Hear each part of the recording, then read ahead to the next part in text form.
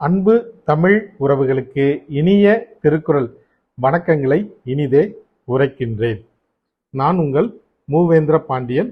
நாளொரு திருக்குறள் வரிசையில் இன்றைய தினம் பொருட்பாலில் 43வது அதிகாரமாக உள்ள அறிவுடைமை என்ற அதிகார தலைப்பின் கீழ் அமையப்பெற்ற 426வது திருக்குறளை காணப்போகின்றோம். அறிவுடைமை என்பதற்கு அறிவுடையவராக இருத்தல் என்ற பொருளில் இந்த அதிகாரத்தின் தலைப்பும் அமையப்பட்டுள்ளது.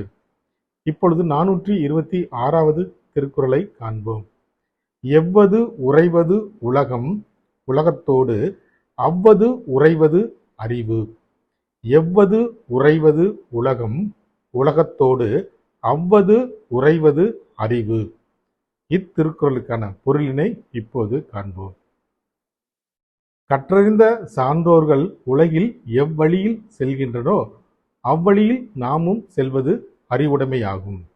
மீண்டும் பொருள்: கற்றறிந்த சான்றோர்கள் உலகில் எவ்வழியில் செல்கின்றனரோ அவ்வழியில் நாமும் செல்வது அறிவுடைமையாகும் என்பது இத்திருக்குறளுக்கான பொருளாகும்.